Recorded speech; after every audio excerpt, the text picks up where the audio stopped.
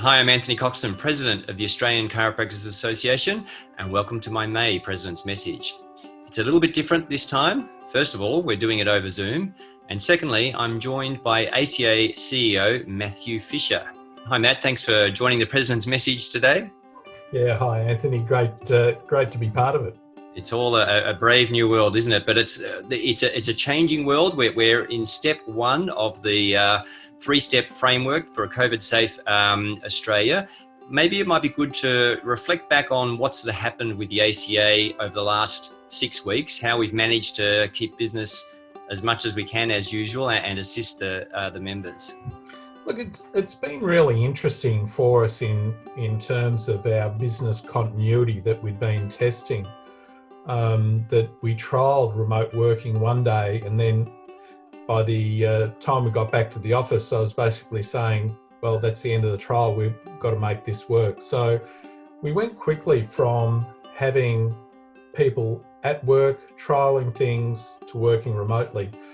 And I've got to say the staff have really embraced that well. And we've had what we've had to do as a business, and then we've had to do what we've needed to do as a business to support our members through this very anxiety-driven phase and change. So I think we've done pretty well to date.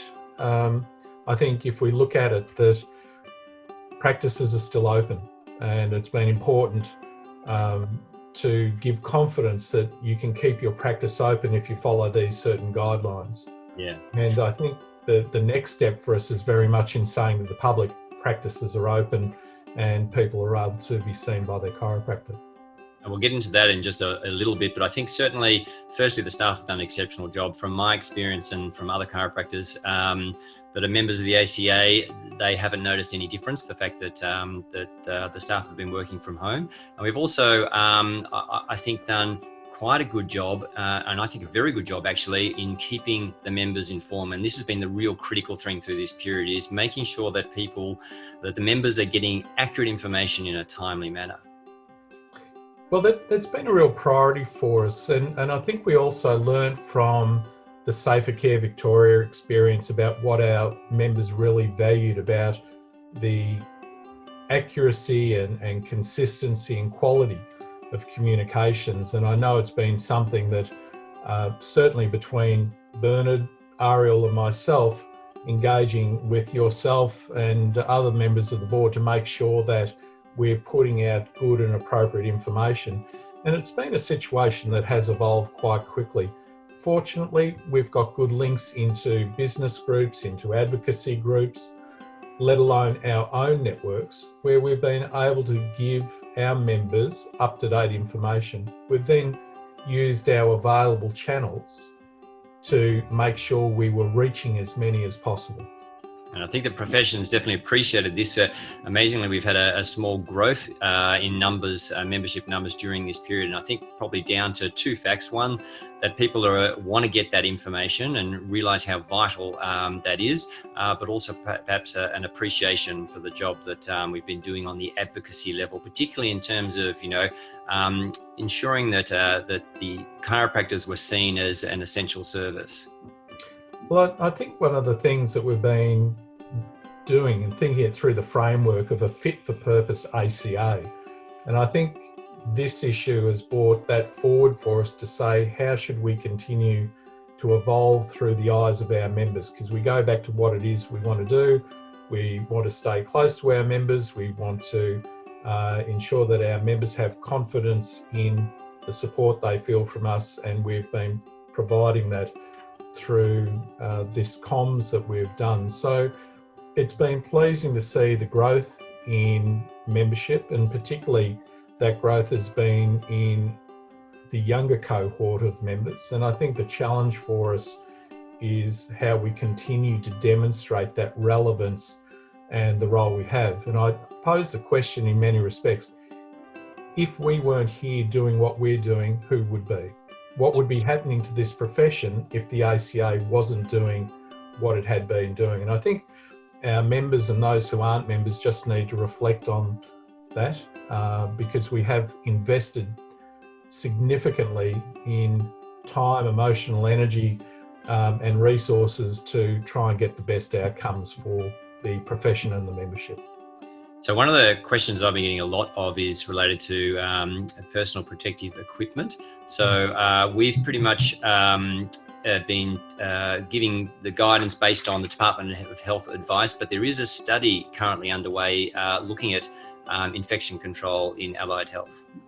This is going to be an interesting one, Anthony, that there's a study being conducted from ANU in Canberra with Allied Health Professions Australia, and we're putting into that, and it's being coordinated by the Department of Health and all the chief allied health and scientific officers. It would appear at this stage that the processes that have been put in place by those practicing manual therapy, so this is chiropractic, osteo, physio, exercise science, where you get up close and personal, that it's looking at, do any changes need to be made? We will participate in that study, try and inform the study, and then when the results become known, we'll look at how we communicate that with our members as well. Now, while the, I guess, opening up of restrictions won't affect chiropractors so much, it's an interesting story for myotherapy and remedial massage, which in many ways initially was clumped into everything to do with massage, and so put in the same bracket as beauty therapy. We have had information from the Massage and Myotherapy Australia that the government are now definitely considering therapeutic massage to be different from relaxation massage. And so in this environment, they are still able to practice, but perhaps you can just clarify a few points around that. This has been a really interesting one because there's been different approaches taken by states and territories with regard to their enforcement. Our understanding all along has been that massage that has been provided in a therapeutic role as part of an allied health practice has been able to continue, given that you undertake appropriate screening, hygiene and infection control. I think where it became blurred is where massage therapists might be practicing in a shop front that doesn't have an allied health person involved. And we've certainly been informed where in different jurisdictions, police might have got involved with that to close it down, and there's been this confusion. The one thing that we have been involved in is briefings with the Department of Health and looking at where clarification was needed. This was one of the questions that we've asked. So I think the advice that we continue to make available to members will be the most recent and best advice we can give, given what we get informed of. And at this stage, it stays where it is, that through an allied health practice that is appropriate until there's a change in the levels of restrictions. And balancing, I think it's important here to balance out what might be a legal requirement with what is a practical situation. So knowing that myotherapy and remedial massage could take place, we still chose in our practice to press pause on massage, and then we'll release it or open it up again in the next couple of weeks. And that's partly to do with, I guess, demand, and partly to do with just wanting to do the very best we can to ensure the safety of our patients. So the stimulus package, obviously this is something that the government has rolled out over the last couple of months. That's been fantastic for I think for chiropractors, and it's been very important for us to inform all our members of the best way to get access to that. And I guess the COVID Safe portal is the best place to go to get information related to JobKeeper and other things. Well, that's right. And I think our members should have a good listen to the interviews that you've done in the podcasts, whether that's with Nexia or with Wentworth Advantage, to look at it both from a finance and accounting and a human resources, workplace health and safety perspective. There's a lot of information available. In our COVID portal, we've tried to give all of the links to that information.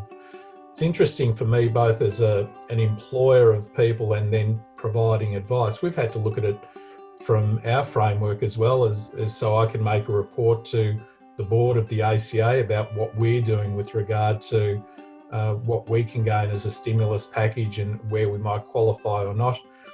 I think the other thing that's become clear, and again, this relates to where states and territories might have set bars at different levels with regard to what threshold you need to meet. And again, I would encourage members to listen to the podcast, look at the information, but in the end, you would need to seek your own professional advice from your accountant to ensure that your personal circumstances in your business are being most appropriately dealt with. So this is, although there's lots of reason for optimism in terms of, that we've been fairly effective as a country in flattening the curve. Chiropractors have remained open. Businesses are starting to pick up again, but clearly there are some who have suffered significantly in terms of finances and also from a sort of mental health perspective going through the COVID crisis. I think you summed it up very well and sort of read the mood of the meeting at the last board meeting in late April when you said that we needed to wrap our arms around members and ensure that no one falls through the cracks. And this was related to conversations regarding, financial compensation or, what we might do with the fees, etc., going forward. And after much discussion and understanding the need for the ACA to still be a viable and productive representation of the profession, for understanding and taking into account JobKeeper and other government stimulus packages, we've decided to not have a fee reduction, but rather to look at each individual case in terms of financial hardship, which is something that we've always done as an association anyway. Look, it's been an interesting one to make decisions as a business. And firstly, to all the members that participated in the survey that we had done through Associations Matter, it gave the board some good information to base its decisions, because it talked about your views not only now but into the future, and so we could make the best decisions. Ultimately, we're in a people business. Our members not only are contributing members of society, but your role as a healthcare provider, and ultimately it's back to us ensuring we do wrap our arms around you. And from all of the research that we have done, and the best way we could do that is through taking this approach on an individual circumstances basis. It goes back to that whole concept. If we weren't here doing what we need to do on your behalf, who would be? And I think that we do show that we've got a heart, that we've got services that we provide, but ultimately we're looking at this very much as an individual. And that's what the board took on board to come up with the view about financial hardship on an individual basis. So I encourage members, if that is your concern, make contact with your regional manager in the first instance, and they'll wrap their arms around you and chat, as we've been doing. And then ultimately that comes forward with a recommendation, and we make that decision on that basis. I think what we're observing now is different to what we observed in March and early April. My perception here is that some of that anxiety has diminished in that time. Certainly where I've been asked to make a call on different matters, that has also decreased. So in terms of moving forward, we've got quite a few media things coming up, and various events with working from home media release, which the video has already gone out, but there's more information coming out about that. We've got Consider a Chiro, which and Spinal Health Week, which have been put on pause for May just because it wasn't going to be the opportunity for us to get the real bang for our buck during that time, with the focus being so much on COVID. Yes, it's been something we've been looking at what we need to do.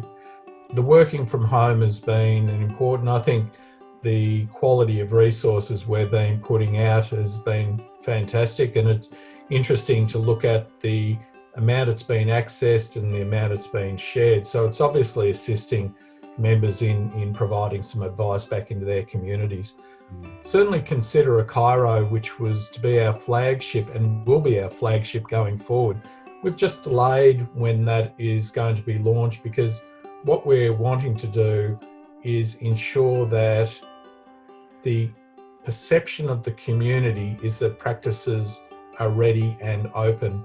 And I think there's still that bit of time that's going on because different states and territories are still taking different approaches.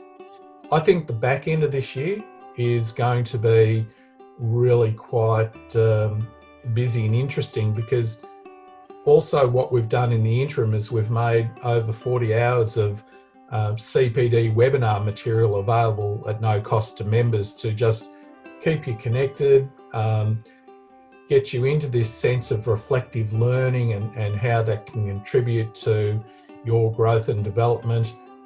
We'll be making a decision about our October conference in the next couple of months as we get to see what the restrictions are.